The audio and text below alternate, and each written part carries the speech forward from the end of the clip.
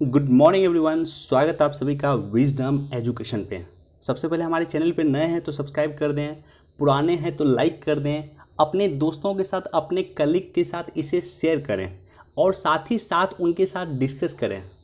अगर मान लो किसी टॉपिक को हमने यहाँ डिस्कस कर लिया, उसके बाद अगर किसी कलीग के साथ, किसी फ्रेंड के साथ अगर आप डिस्कस करोगे तो आपका नॉलेज इन्हेंस्ड होगा, नॉलेज बढ़ेगा, राइट।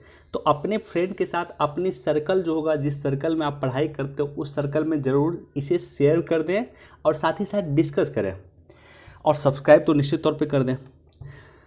चलिए वीडियो स्टार्ट करते हैं, लेकिन उससे पहले आज का क्वेश्चन आपके लिए। अगर वीडियो देखना शुरू किया है तो सबसे पहले पॉज करके इस क्वेश्चन का जवाब आप हमें कमेंट सेक्शन में दे दो, राइट। तो क्वेश्चन है कि भारत का सबसे छोटा रामसर साइट कौन सा है? भारत का सबसे छोटा रामसर साइट कौन सा है? ऑप्शन ए रेणुका झील हिमाचल प्रदेश, बी बेम्बेनाड झील केरल, सी चिल्का झील उड़ीसा, डी पेगोंग तोसो मोरिरी झील लद्दाख। ये चारों ही भारत के रामसर साइट हैं। इसमें आपको बताना है कि सबसे छोटा रामसर साइट कौन सा है और इसी पे बेस्ड यूपीएससी ने 17 में क्वेश्चन पूछा था। इसको लास्ट में हम डिस्कस कर देंगे आपके साथ। क्लियर है? देखो, फर्स्ट पेज पे आज हमारे पास कोई इंपॉर्टेंट न्यूज़ नहीं है।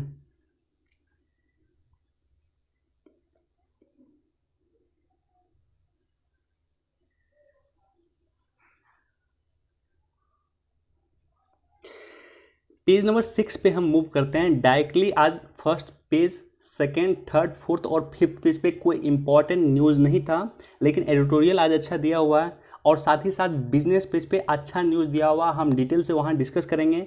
लेकिन पेज नंबर 6 पे जो एक न्यूज़ है, इसको मैं पढ़ के आपके लिए सुनाता हूँ कि 70 साल की बेटी 100 वर्षीय माँ को खाट पे खींच के ले गई बैंक, तब मिली जनधन की राशि। देखो, मैं आपको इसलिए दिखा रहा हूँ कि जीएस पेपर 4 एथिक्स में और साथ ही साथ जीएस पेपर 2 के गवर्नेंस में ये आपको टॉपिक काम दे सकता है।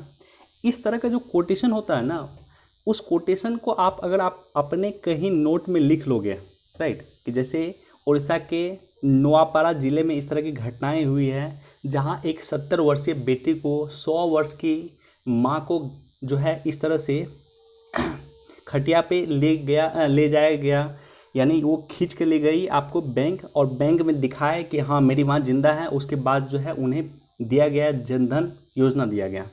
तो कल हमने डिस्कस किया था लाल फीता शाही। यह लाल फीता शाही का एक उदाहरण है जिसको आप मेंशन कर सकते हो जीएस पेपर 2 में और जीएस पेपर 4 में। क्लियर है? और इस तरह का न्यूज़ आपको देखना चाहिए और आपको कम से कम ये आइडिया आना चाहिए कि आखिर इम्प्रूवमेंट किस तरह से होगा, लाल फीताशाही में इम्प्रूवमेंट किस तरह से होगा, राइट।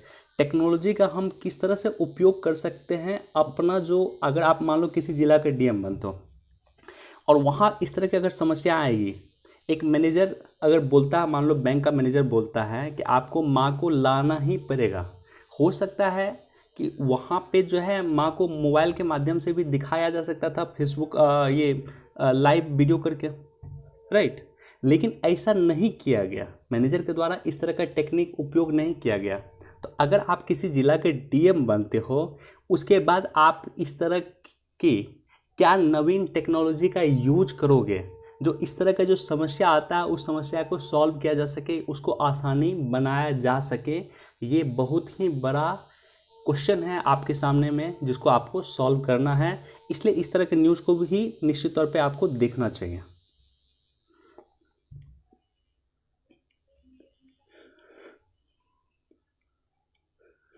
देखो, ये न्यूज़ आप पढ़ सकते हो एक बार, चूँकि नेपाल के बारे में ऑलरेडी हमने इतना बार डिस्कस किया है कि आज हम इस पर डिस्कस नहीं करेंगे, आप इसको एक बार पढ़ सकते हो। ओके, हम सीधे मूव करते हैं आपको एडिटोरियल पेज पे। जो फर्स्ट एडिटोरियल है कि स्वावलंबन से भी आगे की बात है आत्मनिर्भर, और लेखक ने कुछ अच्छे उदाहरण पेश किए। पहला उदाहरण उन्होंने क्या पेश किया है कि 1965 का वार। आपको पता है कि 1965 के वार के समय में अमेरिका हमारे अगेंस्ट हुआ करता था और ये वार हमने जीता था पाकिस्तान के साथ। पाकिस्तान का पक्षधर होता था अमेरिका, अमेरिका इंडिया के अगेंस्ट होता था, रसिया इंडिया का पक्षधर होता था। इस वार के बाद हमने गेहूं मांगा अमेरिका से। हमने बोला कि हमें गेहूं भेज दो, गेहूं की हमें मदद करो। हमारे देश गेहूं में आत्मनिर्भर नहीं था, लेकिन इस अमेरिका ने हमें गेहूं देने से स्पष्ट तौर पे मना कर दिया। और उसके बाद MS स्वामीनाथन आए और भारत में हरित क्रांति हुई और हम लोग गेहूं के क्षेत्र में आत्मनिर्भर बने। तो कुछ इसी तरह का एग्जाम्पल दिया गया है। देखो, आत्मनिर्भर भारत की जो है, कल भी हमने डिस्कस किया था कि प्राइम मिनिस्टर जब अपना संबोधन दे रहे थे तो उन्होंने 5 बातें कही थी। आत्मनिर्भर भारत किस तरह से बनाया जाए, किस तरह से भारत अपने पैरों पे खड़ा हो पूरी तरह से हर एक सेक्टर में। इसके लिए 5 इम्पॉर्टेंट बातें प्राइम मिनिस्टर ने कही थी। पहला तो इंटेंट होना चाहिए, यानी इरादा होना चाहिए। दूसरा इंक्लूशन होना चाहिए, इंक्लूशन यानी समावेशन होना चाहिए। तीसरा इन्वेस्टमेंट, निवेश होना चाहिए। चौथा इंफ्रास्ट्रक्चर होना चाहिए। और 5वां इनोवेशन होना चाहिए। ये 5 बातें इंपॉर्टेंट है आत्मनिर्भर भारत को लेकर के। ये जरूरी है, आत्मनिर्भर का बेसिक कॉन्सेप्ट है। अब देखो, हम एक समय में दूध के क्षेत्र में भी आत्मनिर्भर नहीं थे। हमारे देश में इतना दूध नहीं होता था कि हम आत्मनिर्भर हों। और उसके लिए भी डॉक्टर वर्गीज कुरियन, आप नाम याद रखना, ये ऑपरेशन फ्लड लाए और इन्हीं के प्रयास से दूध के क्षेत्र में भारत आत्मनिर्भर बना 1970 के दशक में। इसी तरह से इस एडिटोरियल में डिस्कस किया गया है कि 1965 का युद्ध जो हुआ, उसके बाद अमेरिका ने हमें गेहूं देने से मना कर दिया। और MS स्वामीनाथन, जिसे भारत में हरित क्रांति का जनक कहा जाता है, इन्हीं के प्रयास से 1966-67 में हरित क्रांति की शुरुआत हुई, जिसके बाद भारत कृषि में आत्मनिर्भर बना। न सिर्फ गेहूं में बल्कि अन्य क्षेत्रों में भी हम आत्मनिर्भर बने जो कृषि से संबद्ध था। इसी तरह से क्रायोजेनिक ईंधन देने से रशिया ने भी हमें मना किया, USA ने भी हमें मना किया। क्रायोजेनिक ईंधन क्या होता है कि आपने सुना होगा GSLV। तो GSLV के मार्क 3 वही जो चंद्रमा पे ले जाने के लिए यूज हुआ था। GSLV के मार्क 3 में क्रायोजेनिक ईंधन का यूज होता है। हमें स्पेस पे जाना था, इसलिए हमने हेल्प मांगा था अमेरिका से, अमेरिका ने मना किया। हमने हेल्प मांगा था रशिया से, रशिया ने मना किया। और वैसे कंडीशन में भारत आत्मनिर्भर बना। भारत के नौजवान जगे, उन्होंने मेहनत किया और इसको बनाया, क्रायोजेनिक ईंधन को।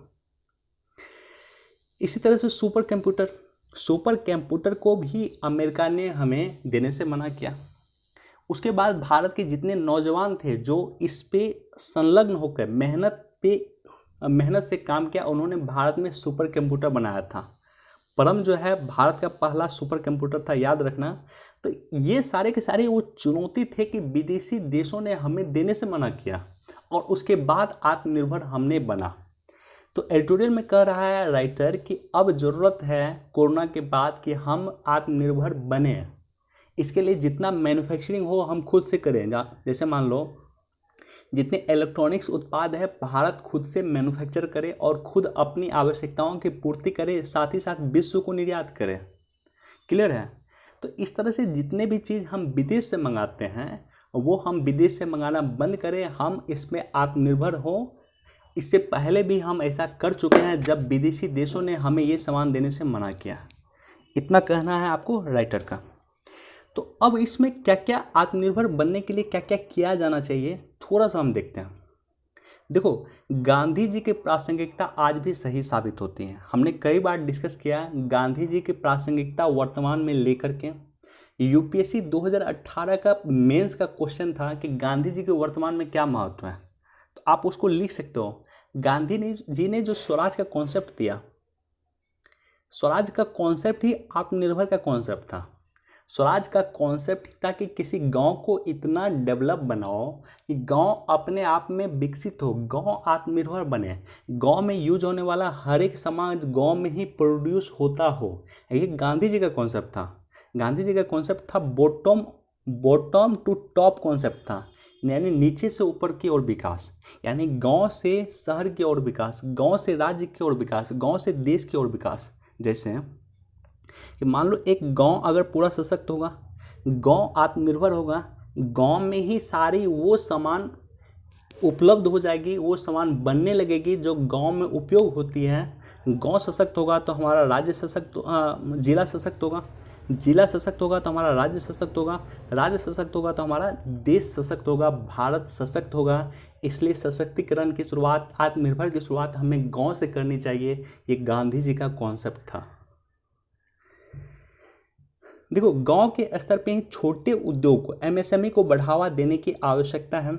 और साथ ही साथ गांव में जो सामान बनता है, गांव में जो उत्पाद बनता है, उसे जोड़ना पड़ेगा अंतर्राष्ट्रीय व्यापार के साथ, उसे जोड़ना पड़ेगा महानगर के साथ। दिल्ली जैसे महानगर, मुंबई जैसे महानगर, अहमदाबाद जैसे महानगर, वहाँ पे बिहार के, यूपी के, राजस्थान के, एमपी के छोटे से गांव में बने हुए उत्पाद किस तरह से पहुँच जाए लंदन में, ब्रिटेन में, अमेरिका में, ये सोचने की आवश्यकता है, इस पे काम करने की आवश्यकता है। और एज ए डिप्लोमेट आपको भी इस पे सोचना पड़ेगा।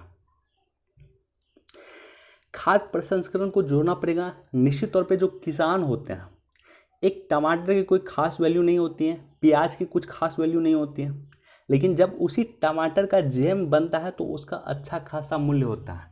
इसे ही खाद्य प्रसंस्करण कहा जाता है, फूड प्रोसेसिंग कहा जाता है। लेकिन क्या आपको पता है कि जैम के बनने में किसान की कोई भूमिका नहीं होती है? किसान को भूमिका होती है, लेकिन किसान को कोई उसका कंट्रीब्यूशन नहीं मिल पाता, उसका योगदान नहीं मिल पाता, किसान को वो मूल्य नहीं मिल पाता है। तो इसलिए अगर मान लो जैम बनता है तो जैम बनने में किसानों को भी कुछ ना कुछ मूल्य की प्राप्ति हो, यानी किसानों को भी खाद्य प्रसंस्करण से जोड़ा जाए, फूड प्रोसेसिंग से जोड़ा जाए।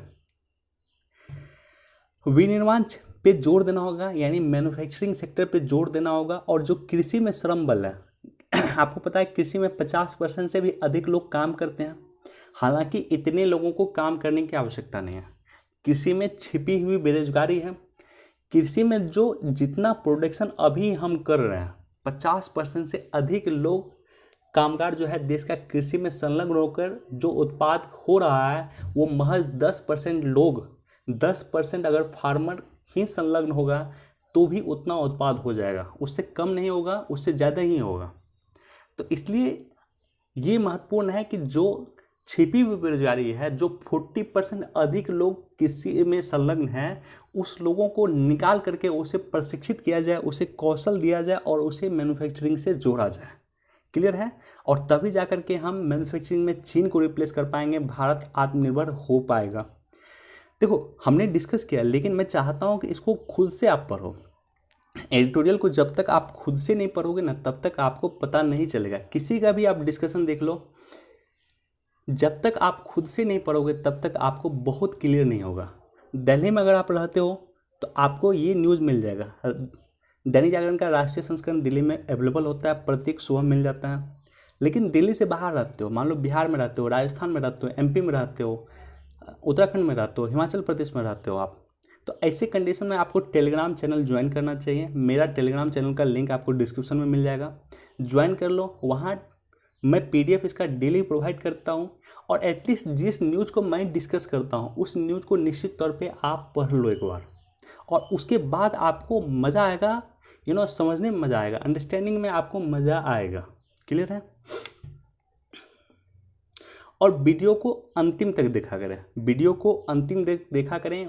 कुछ इंपॉर्टेंट चीज़ें होती है जिसको हम लास्ट में डिस्कस करते हैं या बीच में डिस्कस करते हैं, या डिस्कशन के बीचों बीच अचानक चीज़ें कुछ याद आ जाती हैं, राइट? तो इसलिए वीडियो को अंतिम तक देखा करें। और मेरी कोशिश होती है कि 30 मिनट to 35 मिनट मैं वीडियो अपना कंप्लीट कर दूं। क्लियर है?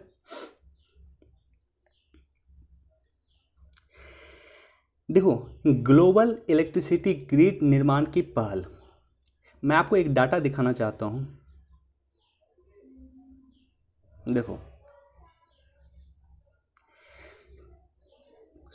COP21, UNFCCC COP21, Paris climate change समझौता हुआ था, जिसे COP21 भी कहा गया। उसमें भारत ने डिसाइड किया था कि 170 gigawatt, 175 gigawatt Bharat renewable energy produce करेगा 2022 तक। क्लियर है इतना? भारत ने टारगेट फिक्स किया था कि 175 गीगावाट भारत 2022 तक रिन्यूएबल एनर्जी प्रोड्यूस करेगा। क्लियर है। 175 गीगावाट में 100 गीगावाट जो था वो सोलर एनर्जी था, 60 गीगावाट जो था वो विंड एनर्जी यानी हवा ऊर्जा था, 10 गीगावाट जो था बायोमास था, और जो 5 गीगावाट था स्मॉल हाइड्रो पावर प्लांट था। इतना क्लियर है। तो ये जो है यानी भारत सरकार को अचीव करना था 100 गीगावाट 2022 तक, 100 गीगावाट भारत सरकार को अचीव करना था रिन्यूएबल एनर्जी से। इतना क्लियर है। हाल फिलहाल में सरकार ने अपना लक्ष्य चेंज किया है, टारगेट बढ़ाया, कुछ अधिक ही सरकार ने टारगेट बढ़ाया। तो आपको कमेंट सेक्शन में हमें लिखना है कि सरकार ने कितना टारगेट बढ़ाया है। अगर आपको पता नहीं है तो नेट पे खोज करके लिखना, लेकिन लिखना ज़रूर। कमेंट सेक्शन में हमें ज़रूर लिखना है कि भारत सरकार का वर्तमान टारगेट क्या है रिन्यूएबल एनर्जी का। अब देखो क्वेश्चन क्या आता है, ग्रिड कॉन्सेप्ट क्या है। ग्रिड कॉन्सेप्ट बेसिकली ये है कि इलेक्ट्रिसिटी को एक जगह से दूसरी जगह पहुंचाने का। मान लो कि इंडिया सोलर अलायंस का लीड कर रहा है, निश्चित तौर पे इंटरनेशनल सोलर अलायंस इंडिया में है, जिसे ISA कहा गया। इंटरनेशनल सोलर अलायंस का हेडक्वार्टर गुड़गांव में पड़ता है, इंडिया में है। ऐसी कंडीशन में मान लो भारत ने अभूतपूर्व सोलर का उत्पादन करना शुरू कर दिया, बहुत ज़्यादा एक्सेसिव सोलर का उत्पादन करना शुरू किया। तो ऐसी कंडीशन में जो एक्सेसिव भारत के पास इलेक्ट्रिसिटी होगी, उस इलेक्ट्रिसिटी को कैसे किसी अन्य देश पहुंचाया जाए, कैसे उसका निर्यात किया जाए, कैसे मान लो अफ्रीकन कंट्री में हम उसे पहुंचाएं। अफ्रीकन कंट्री में भी पहुंचाएंगे तो हमें पाकिस्तान की आवश्यकता होगी। क्लियर है। इधर अगर मान लो आसियान के देशों में भी पहुंचा सकते हैं हम, बांग्लादेश होके, बांग्लादेश म्यांमार होके आसियान के देशों में भी पहुंचा सकते हैं। तो सवाल ये होता है कि ग्रिड की आवश्यकता क्यों है, क्योंकि सोलर अगर एक्सेसिव प्रोड्यूस होगा तो उस प्रोडक्शन के साथ ही साथ उसे विश्व के अन्य देशों तक पहुंचाना चाहिए। इसलिए ग्लोबल इलेक्ट्रिसिटी ग्रिड का निर्माण होना चाहिए। एक ऐसी ग्रिड का निर्माण होना चाहिए जो विश्व लेवल पे जोड़ सके, विश्व को जोड़ सके। जिस तरह से चीन ने एक कॉन्सेप्ट दिया था, देखो जिस तरह से चीन ने एक कॉन्सेप्ट दिया था one belt one road initiative, right. तो उसी तरह से भारत सरकार ने एक कॉन्सेप्ट दिया है जिसका नाम है one sun one world one grid. एक सूर्य, एक विश्व, एक ग्रिड। पूरे विश्व को ग्रिड से जोड़ा जाए। जो भी देश सोलर से बिजली का निर्माण करें, उस सोलर को कनेक्ट किया जाए उस ग्रिड से, और जिस देश की आवश्यकता हो, जिस देश को भी ज़रूरी हो इलेक्ट्रिसिटी का, वो इलेक्ट्रिसिटी उस देश को प्रोवाइड करें। क्लियर है। मान लो अगर India excessive solar electricity produce कर रहा तो भारत अन्य देशों को प्रोवाइड करें। मान लो पाकिस्तान अगर एग्रेसिव अधिक से अधिक सोलर इलेक्ट्रिसिटी प्रोड्यूस कर रहा है तो वो अन्य देशों को प्रोवाइड करें। इसी तरह से किसी देशों को आवश्यकता, मान लो बांग्लादेश को आवश्यकता है इलेक्ट्रिसिटी की, तो निश्चित तौर पे हम उसको इलेक्ट्रिसिटी दे सकते हैं, सोलर इलेक्ट्रिसिटी दे सकते हैं। लेकिन देंगे कैसे? उनके साथ ग्रिड स्थापित होना चाहिए। क्लियर है। तो इसको लेकर के भारत सरकार काफ़ी सजग है और वर्ल्ड सोलर बैंक के गठन का बात किया जा रहा है, प्रस्ताव दिया जा रहा है कि वर्ल्ड सोलर बैंक, भारत सरकार ने वर्ल्ड सोलर बैंक के गठन का प्रस्ताव दिया था जो $10 बिलियन का हो सकता है, राइट, जो $10 बिलियन का हो सकता है। देखो आज मैं आपका एक कॉन्सेप्ट क्लियर करना चाहता हूँ कि मिलियन, बिलियन, ट्रिलियन में क्या आखिर अंतर होता है। $1 मिलियन कितना होता है, $1 बिलियन कितना होता है। तो थोड़ा सा मैं आपका समय लूँगा। देखो 1000 तक, 1000 को 1K कहा जाता है अमेरिका में, और 1000 तक भारत और अमेरिका का कॉन्सेप्ट सेम होता है। 1000 के बाद देखो ये इंपॉर्टेंट है, इसलिए ध्यान से इसको सुन लेना, जिंदगी भर याद रहेगा आपको। इंडिया और अमेरिका के बीच में 1000 तक सेम कॉन्सेप्ट है, लेकिन इंडिया में क्या होता है कि 1000 के बाद क्या होता है, 1 लाख होता है। 1000 इंटू 100 करोगे, 100 करोगे तो 1 लाख होगा। 1 करोड़ होता है, 1000 इंटू 100 करोड़ 1 करोड़ होगा। 1 करोड़ इंटू 100 करोड़ 1 करोड़ होगा। 1 अरब इंटू 100 गुना करो तो 1 खरब होगा, यानी 100 के मल्टीप्लाई में थाउजेंड्स के बाद इंडिया में मूव करता है। अमेरिका में ऐसा नहीं है, अमेरिका में लाख नहीं होता, अमेरिका में करोड़ नहीं होता, अरब नहीं होता, खरब नहीं होता, ये कुछ नहीं होता। अमेरिका में क्या होता है कि 1K यानी 1000 ये 1000 के मल्टीप्लाई में आगे बढ़ते हैं, यानी 1000 में अगर 1000 से गुना करोगे तो 1 मिलियन होगा, 1 मिलियन से अगर 1000 को गुना करोगे तो 1 बिलियन होगा, और 1 बिलियन से अगर 1000 को गुना करोगे तो 1 ट्रिलियन होगा। क्लियर है?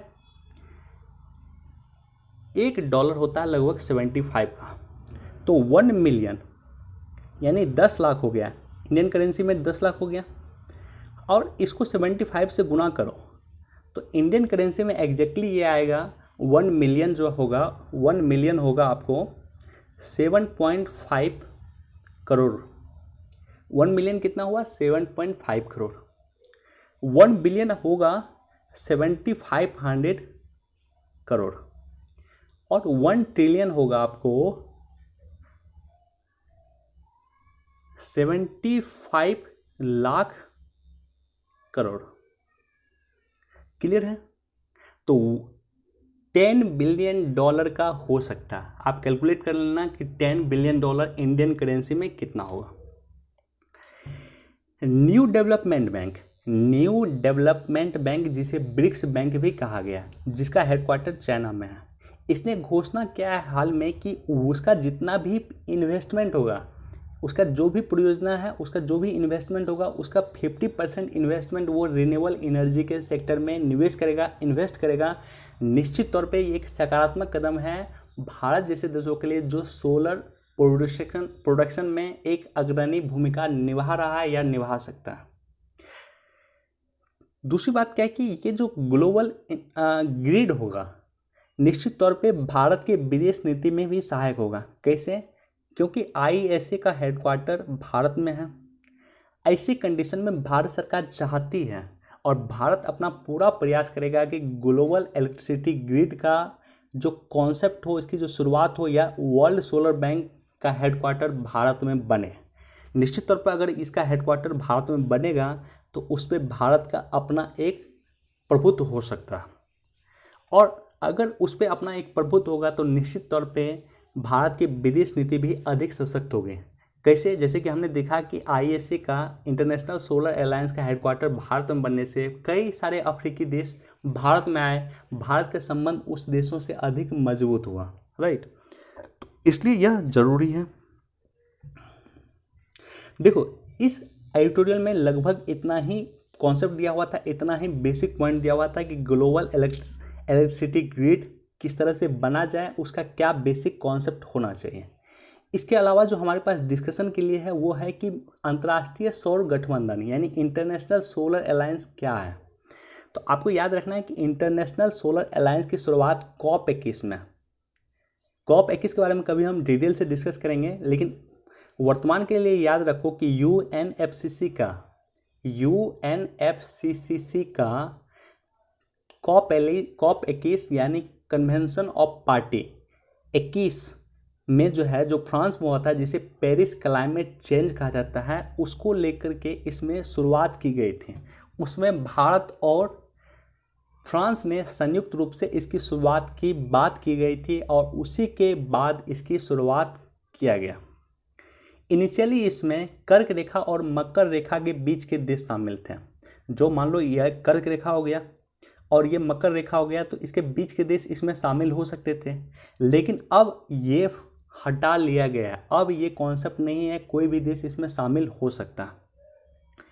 61 देश इस गठबंधन में शामिल हो गए हैं। इससे अधिक देश, एग्जैक्ट डाटा, वर्तमान का डाटा ये नहीं है, लेकिन इससे अधिक देश इसमें शामिल हो गए हैं। तो याद रख लेना, पेरिस क्लाइमेट चेंज के बाद 2015 के बाद हमने भारत में ISA की स्थापना किया। फ्रांस के सहयोग के साथ भारत इसकी अध्यक्षता किया था, फ्रांस इसकी उपाध्यक्ष बना था। क्लियर है?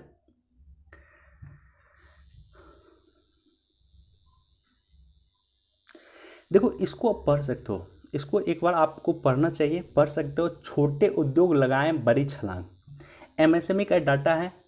इम्पॉर्टेंट डाटा है, कई बार हमने डिस्कस किया है, वो आपको भी पढ़ना चाहिए। लेकिन यहाँ पे जो एक दिया हुआ है, यहाँ पे देखो ये जो दिया हुआ है कि मध्यम उद्योग के लिए 20 करोड़ और निवेश के लिए 250 करोड़ का कारोबार कर दिया गया है, ये गलत या तो गलत डाटा दिया है, राइट। तो आप इसको थोड़ा सा देखना कि मीडियम इंडस्ट्रीज जो है, हमने आपको तीनों ही कॉन्सेप्ट बताया था कि micro industries investment 1 crore, right, turnover 5 crore. Small industries investment 10 crore, turnover आपको 50 करोड़। और मीडियम इंडस्ट्रीज इन्वेस्टमेंट 50 करोड़ था और टर्नओवर था 250 करोड़। ये बेसिक कॉन्सेप्ट है कि जितना इन्वेस्टमेंट होगा उसका 5 गुना टर्नओवर होना चाहिए, राइट। तो यहाँ पे इसकी गलती किया गया है, इस डाटा को यहाँ पे हो सकता है मिसप्रिंट हो गया हो। तो याद रख लेना, मध्यम उद्योग 20 करोड़ नहीं 50 करोड़ इन्वेस्टमेंट है और उसका 250 करोड़ रुपया यानी उसके 5 गुना यानी 250 करोड़ रुपया जो है टोटल टर्नओवर होना चाहिए। क्लियर है? तो थोड़ा सा अगर मान लो न्यूज़ पढ़ते हो, कभी कभी हो सकता है मिसप्रिंट हो जाए, तो उसको अपने से आपको लिख सकते हो या लिख लेना चाहिए।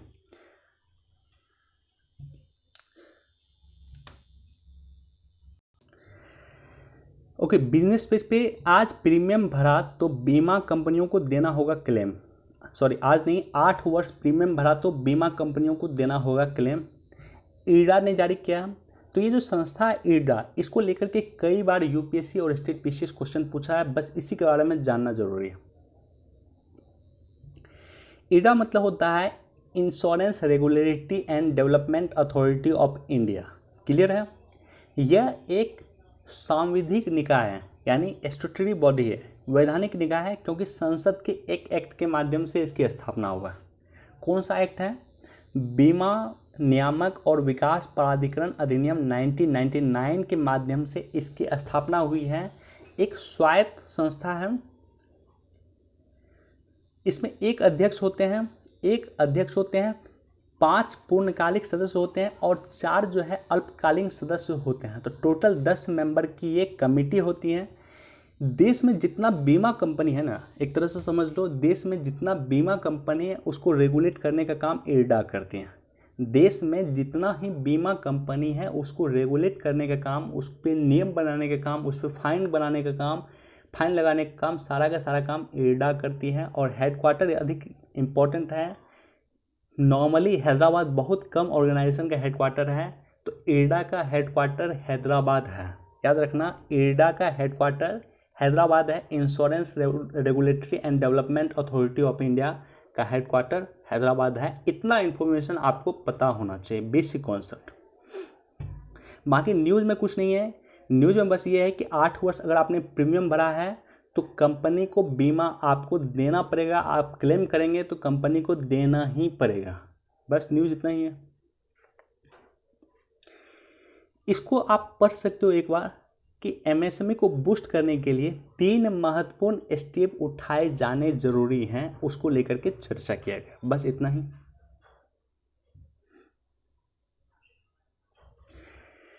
देखो, ये जो न्यूज़ है प्याज का, मेंस पर्सपेक्टिव से इसको देखो आप। ये न्यूज़ प्याज का है। पिछले वर्ष प्याज की देश में काफ़ी किल्लत हो गई थी। दिल्ली में प्याज का कॉस्ट 100 रुपये प्रति किलो से अधिक बढ़ गया था। 100+ हो गया था, 120 150 तक चला गया था। ऐसे कंडीशन में भारत ने प्याज देना रोक लगा दिया था। भारत जो प्याज निर्यात करता है वो रोक लगा दिया था। और उसी समय में बांग्लादेश की प्राइम मिनिस्टर इंडिया आई हुई थी, शेख हसीना।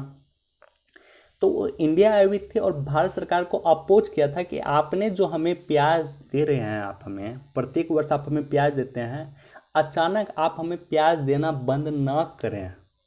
यानी भारत और बांग्लादेश का संबंध तात्कालिक रूप से प्रभावित हुआ था प्याज के कारण।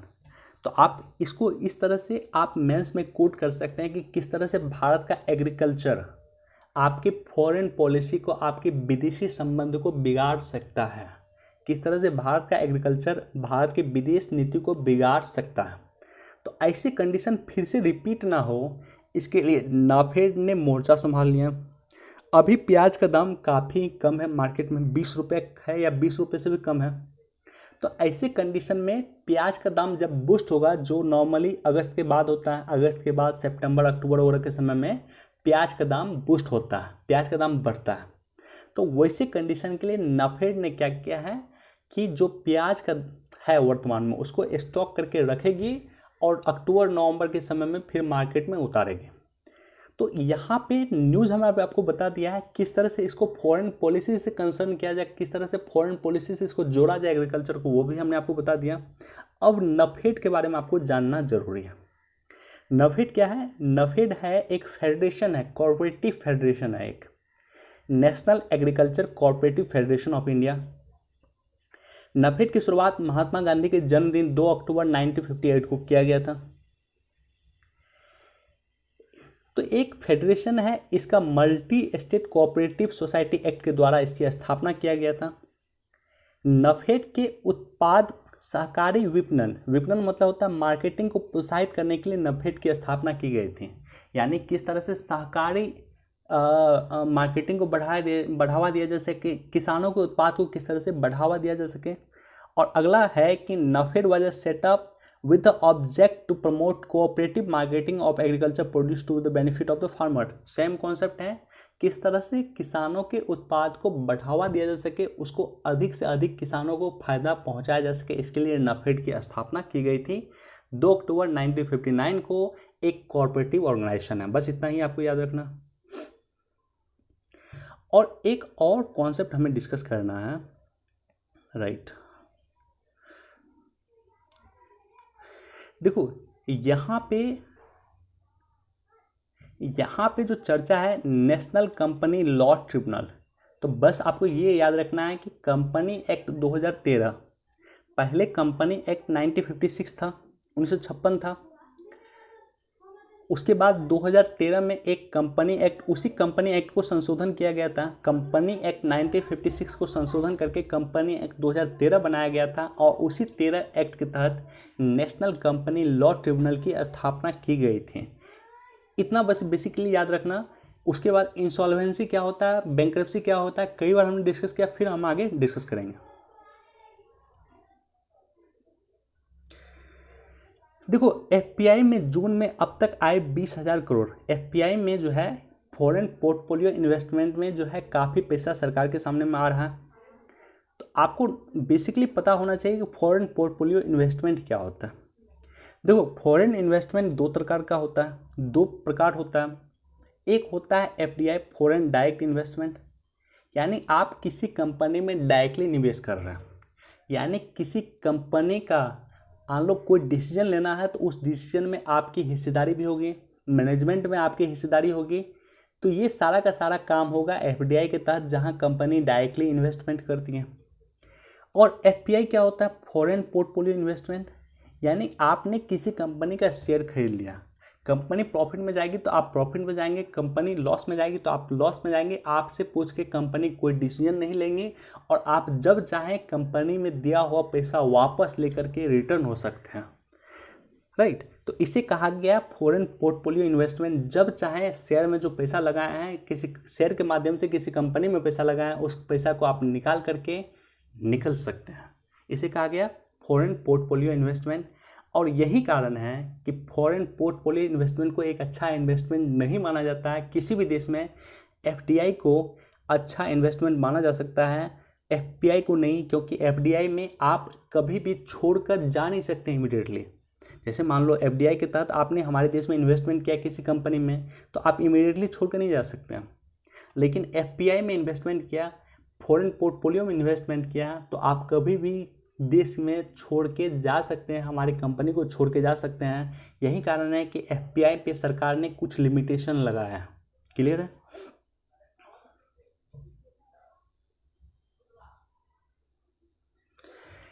देखो रूस ने हाइपरसोनिक मिसाइल से बचाव में भी बाजी मारेगा, राइट। तो हाइपरसोनिक मिसाइल की चर्चा कर रही है, बनाए जाने की चर्चा कर रही है। और रशिया जो है हाइपरसोनिक मिसाइल बना चुका है, राइट। तो हम थोड़ा सा डिस्कस करते हैं कि आखिर ये हाइपरसोनिक, सबसोनिक, सुपरसोनिक होता क्या है। तीन जो हथियार होते हैं, नॉर्मली तीन हथियार होते हैं। एक सुपरसोनिक होता है मिसाइल। तो सुपरसोनिक होता है कि मतलब कि जो विंड का स्पीड होता है, हवा का स्पीड होता है, उससे कम स्पीड होना चाहिए 1 मैक।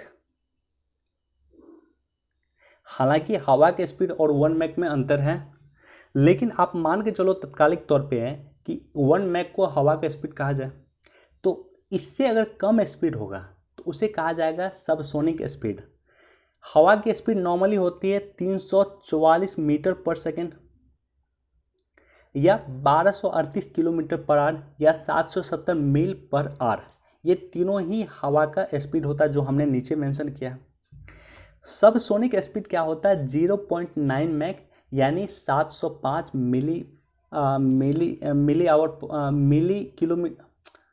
मील पर आवर, सॉरी 705 मील पर आवर। ये जो होता है सबसोनिक स्पीड होता है, यानी इसको कह सकते हो मैक में कह सकते हो 0.9 मैक।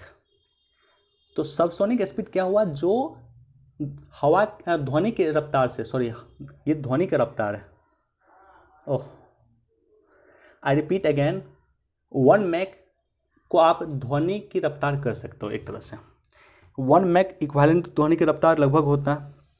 तो सबसोनिक क्या होता है कि जब ध्वनि की रफ्तार से कम स्पीड होता है तो उसे सबसोनिक स्पीड कहा गया। सुपरसोनिक क्या होता है कि जब ध्वनि की रफ्तार से अधिक की स्पीड हो तो उसे सुपरसोनिक स्पीड कहा गया। 1 मैक से लेकर के 3 मैक तक की स्पीड को सुपरसोनिक कहा गया। 1 मैक को ध्वनि की स्पीड के इक्विवेलेंट आप मान सकते हो। और हाइपरसोनिक क्या हुआ कि 5 मैक से जब अधिक की स्पीड हो तो उसे हाइपरसोनिक मिसाइल कहा जाता है। 3 कॉन्सेप्ट बेसिकली याद रखना। सबसोनिक ध्वनि के वेग से कम होना चाहिए, सुपरसोनिक ध्वनि के वेग से अधिक होना चाहिए, 1 से 3 मैक होना चाहिए, और हाइपरसोनिक 5 मैक से अधिक की स्पीड होना चाहिए। मिसाइल भी 2 तरह के होते हैं। एक मिसाइल होता है आपको क्रूज मिसाइल। तो क्रूज मिसाइल क्या होता है कि जैसे मान लो ये मिसाइल छोड़ा गया यहाँ से, तो उसके बाद ऐसे ऐसे ये ट्रेवल करेगा और उसके बाद जो है अपना जो भी निशाना है उस निशाने पे जा कर के मूव करेगा। तो इसे क्रूज मिसाइल कहा जाता है, जैसे ब्रह्मोस एक क्रूज मिसाइल हुआ। उसी तरह से बैलिस्टिक मिसाइल होता है। जैसे मान लो ये धरती से यहाँ से छोड़ा गया, वो सीधे ऐसे मूव करेगा और अपने टारगेट में जाएगा, एक स्लोप के माध्यम से इन करेगा और अपने टारगेट को हिट करेगा। तो इसे कहा गया आपको बैलिस्टिक मिसाइल। जैसे अग्नि जो है, अग्नि सीरीज की जो भी मिसाइल है वो बैलिस्टिक मिसाइल है। ब्रह्मोस जो भी मिसाइल है वो क्रूज मिसाइल है।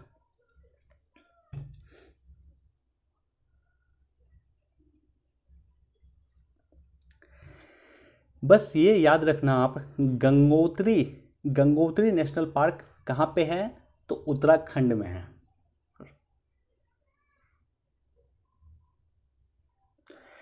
चलो आज हमारे पास इतना ही डिस्कशन के लिए था। वीडियो को अधिक से अधिक लोगों तक शेयर कर दें, लाइक कर दें, शेयर कर दें और सब्सक्राइब कर दें। चलिए बहुत बहुत धन्यवाद। Thank you so much. Thank you for watching.